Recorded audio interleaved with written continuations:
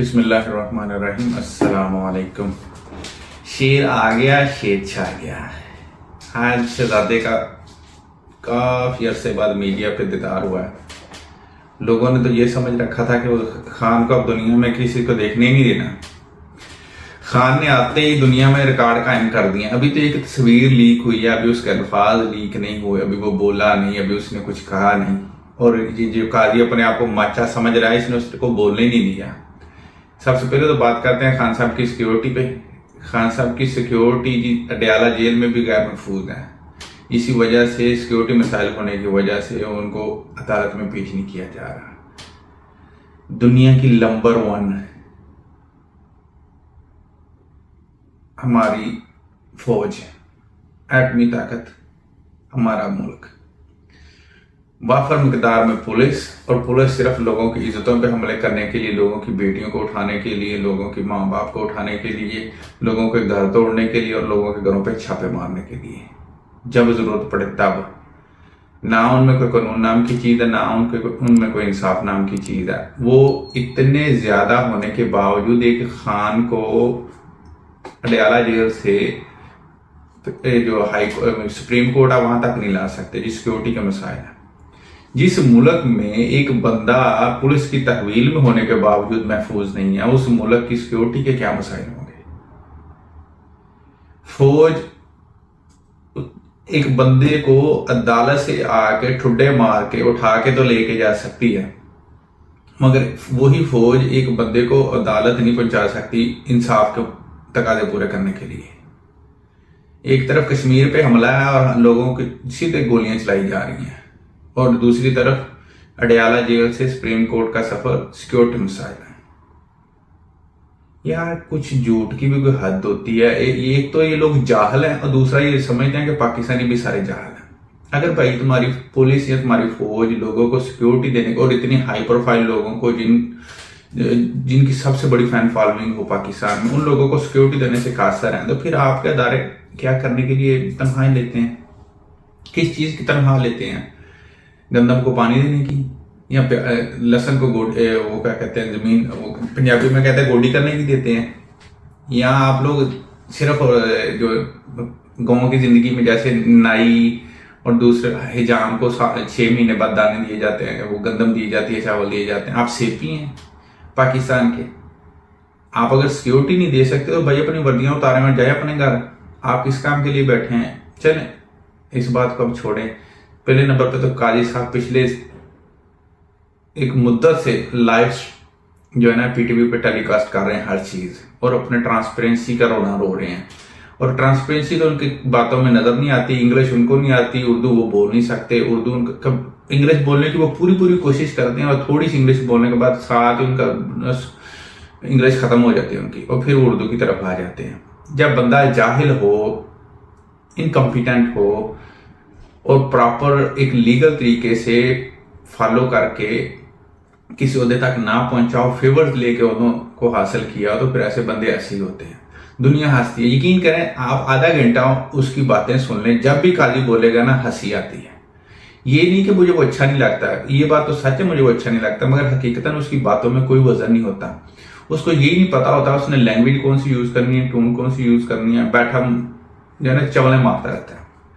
چلیں، جسٹس عطا من اللہ نے لاسٹ جو ٹائم ہیئرنگ ہوئی تھی، اس میں انہوں نے کہا تھا کہ انہیں پیش کیا جائے، اور قاضی صاحب نے بڑی کوشش کی کہ اس معاملے کو ٹال مٹول سے اگنور کر دیا جائے، اور مگر جسٹس عطا من اللہ نے اس معاملے کو ٹال مٹول نہیں کرنے دیا۔ انہوں نے کہا کہ پیش کیا جائے، نہیں کر سکتے اگر آپ لا کے، تو آپ کو آن لائن ان کو ہیئرنگ پیش کیا جائے تاکہ ان کا موقف سنا جا سکے۔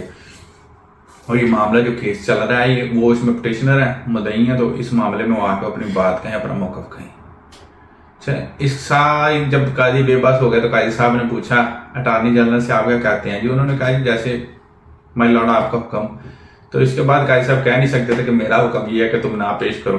یہ بات تو پہلے بتانی تھی نا قاضی صاحب نے۔ قاضی صاحب کو پتہ ہی نہیں تھا انیکسپیکٹڈلی ایسا ہو جائے گا۔ اب یہ بات طے پہ کہ انہیں پیش کیا جائے۔ اب پیش کرنے کی باری ہے تو قاضی صاحب نے جو لائیو سٹریمنگ کا رونا رو رہے تھے پچھلے تمام عرصے سے، جب سے آئے ہوئے ہیں کیمرے لگا کے کہ میں ٹرانسپیرنٹ ہوں بڑا، پہلے تو وہ لائیو سٹریمنگ کو بند کیا تاکہ عمران خان کی تصویر پی ٹی وی پر لائیو نہ چلے۔ اگر Imran Khan P T V پہ لائیو آ گیا لوگ دیکھ لیں گے تو پھر یہ جو قاضی اور اس کے حواری جو ہیں جو سارے ملک کا بیڑا گرک کرنے پہ لگے ہوئے ہیں ان کے پاس جو نا جو اتنے پچھلے سال سے محنت کر رہے ہیں عمران خان کو ختم کرنے کی نام اس کا ختم کرنے کی وہ ساری جو اس پہ پانی پھیر دیے گا. جب آج عمران خان پھر عدالت میں پیش ہوئے آن لائن اور عدالت کی پیشی میں ایک بندے نے ان کی تصویر اٹھا کے ٹویٹر پہ ڈال دی. دنیا میں ٹاپ ٹرینڈ بن گئی ان کی تصویر, انٹرنیشنل میڈیا نے اس کو چلایا.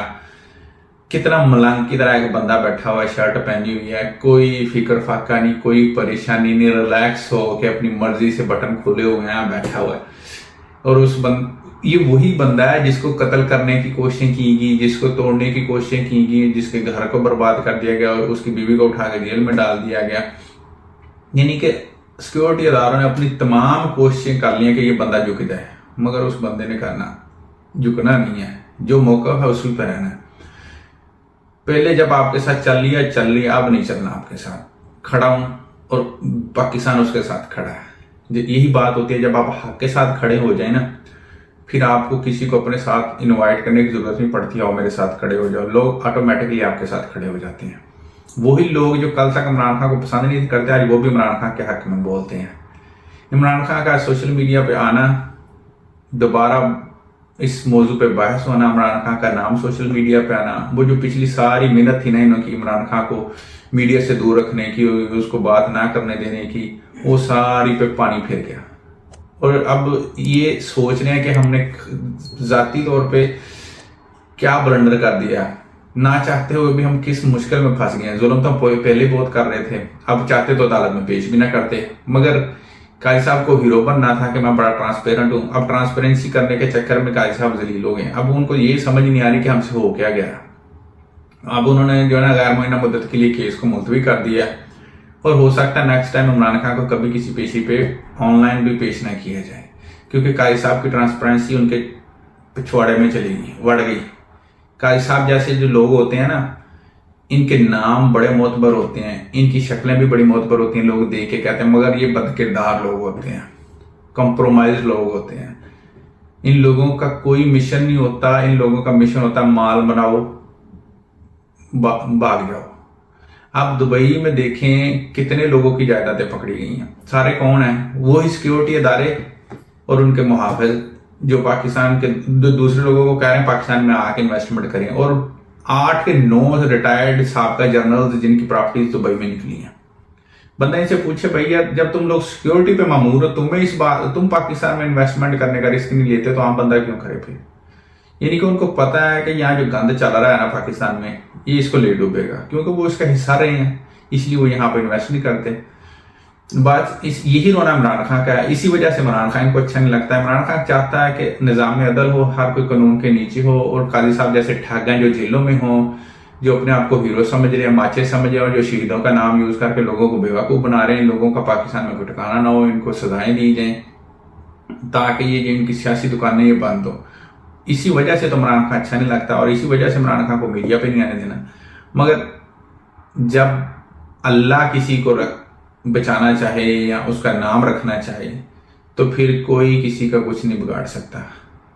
ایک وقت تھا جب رسول اللہ صلی اللہ علیہ وسلم کو اللہ نے اولاد دی, بیٹا دیا تو وہ وفات پا گئے, دوسرا دیا تو پھر وہ 3 بیٹے اللہ نے دیے, وفات پا گئے. لوگ 2 بیٹے دیے ہیں شاید مکہ میں, اور مکہ کے مشرکین نے تانے مارنے شروع کر دیے, محمد کہتا ہے کہ میں اللہ کا رسول ہوں, اور اللہ نے اس کو تو بیٹا نہیں دیا.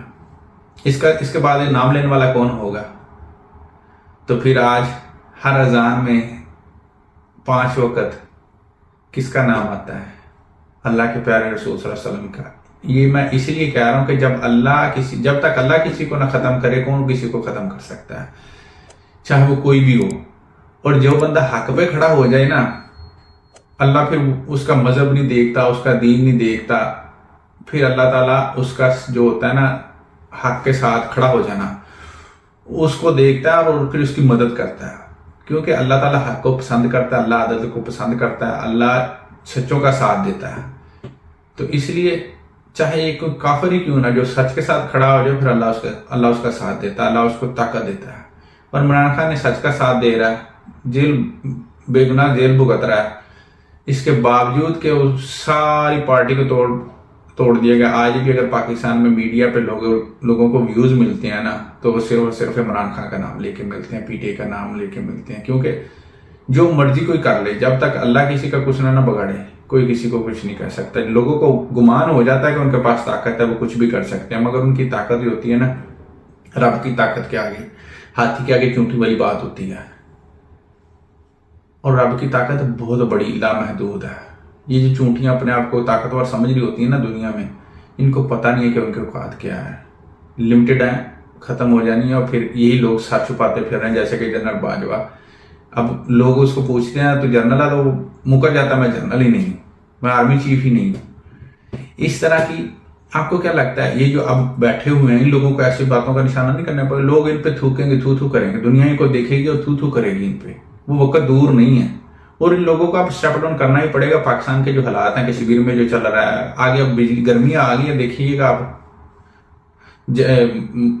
جون جولائی کے بل, اگست کے بلوں میں دیکھیے گا عوام کیسے نکلتی ہے احتجاج کرنے. چلیں آج اس بات پہ رہتے ہیں کہ خان حق پہ کھڑا ہے اور لوگ اس کے دیدار کو ترستے ہیں, اور ادھر دوسری طرف لوگ دعویٰ کرتے ہیں کہ وہ حق پہ کھڑے ہیں اور سارا دن 6 گھنٹے ٹی وی پہ رہتے ہیں, لوگ ان کو دیکھنا پسند نہیں کرتے. لوگ ان کے منہ پہ تھو کرتے ہیں قاضی جیسے ٹھگوں پہ.